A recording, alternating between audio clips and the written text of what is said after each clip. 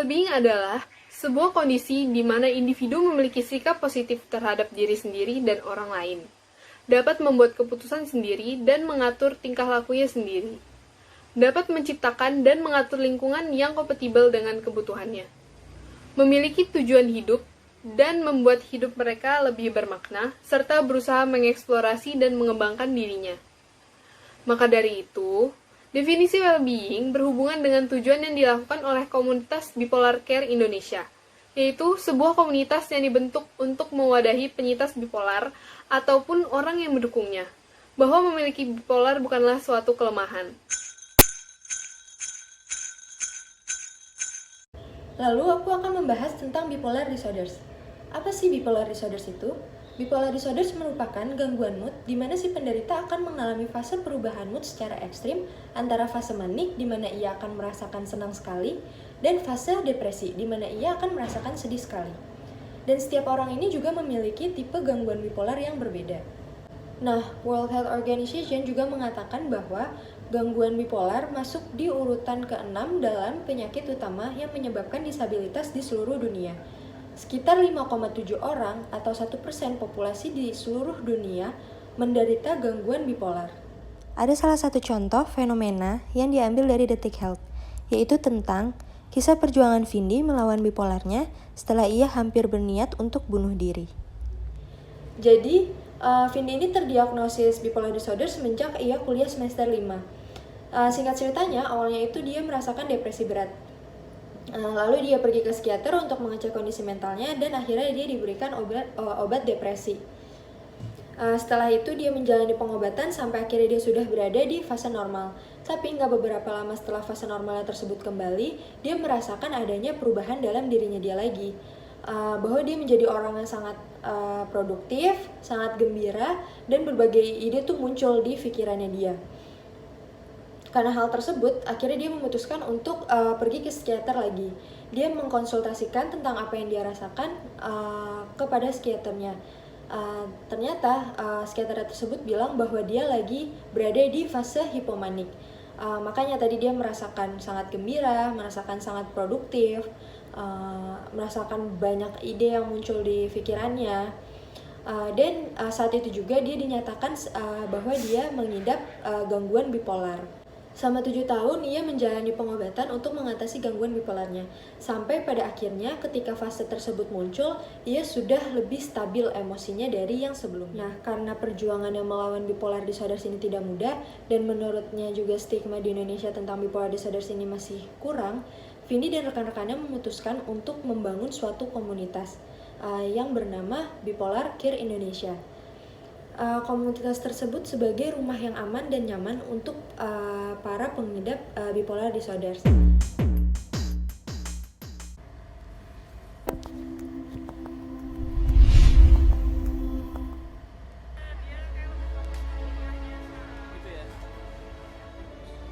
Komunitas Bipolar Care Indonesia didirikan pada 27 Mei 2013.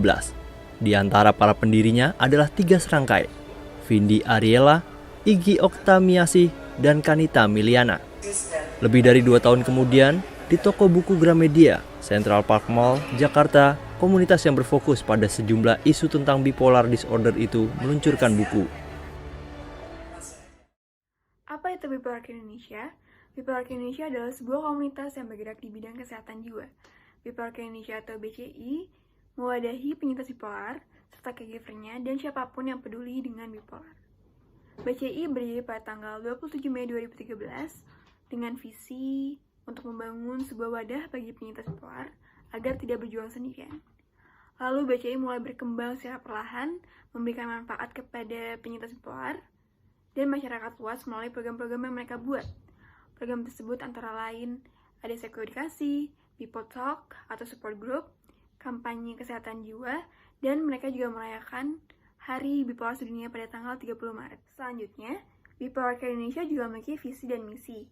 Visi dari Bipolar Care Indonesia yaitu membangun wadah bagi penyintas gangguan bipolar atau ODB, caregiver, dan siapapun yang peduli dengan gangguan bipolar, agar mereka tidak berjuang sendirian dan tidak merasa sendiri.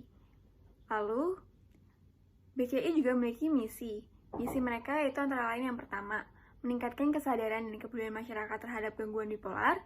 Kedua, memberikan edukasi kepada masyarakat mengenai gangguan bipolar. Ketiga, memberikan edukasi dan dukungan kepada penderita gangguan bipolar dan caregiver-nya. Keempat, memotivasi penderita agar melakukan kegiatan yang positif. Dan yang terakhir, melawan stigma buruk terhadap orang dengan gangguan jiwa.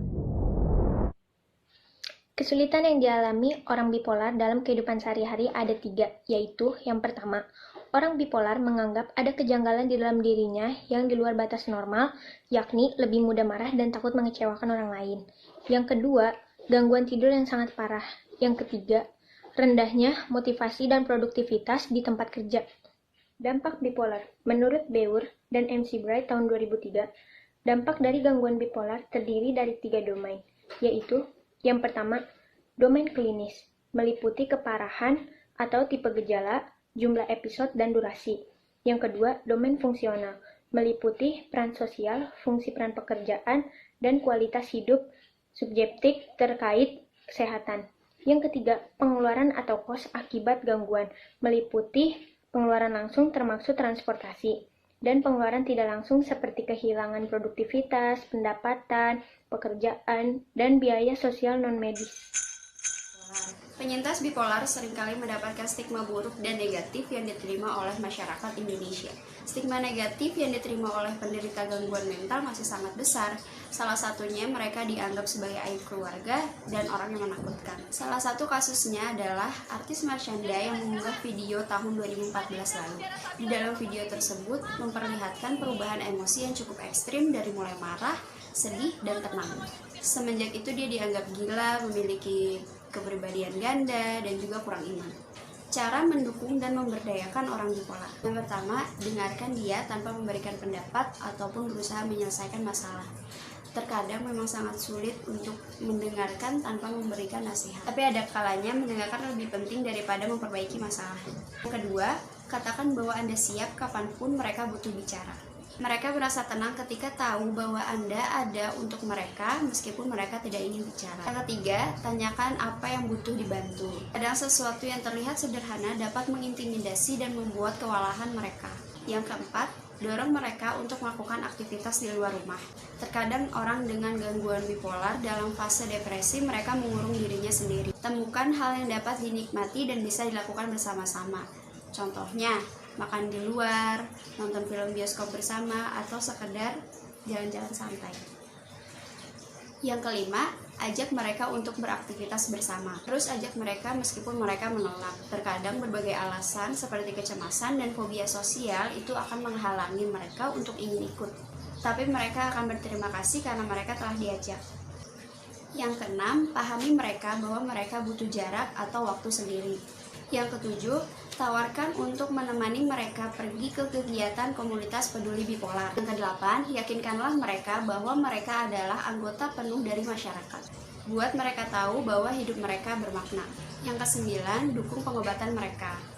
Yang kesepuluh, perkaya pengetahuan kita tentang gangguan bipolar. Semakin banyak Anda belajar, semakin lebih mudah untuk berkomunikasi dengannya. Jadi, kesimpulannya yaitu well-being adalah suatu kondisi di mana individu memiliki sikap positif terhadap dirinya dan orang lain, memiliki tujuan hidup dan membuat hidup menjadi lebih bermakna, serta berusaha untuk mengeksplorasi dan mengembangkan dirinya.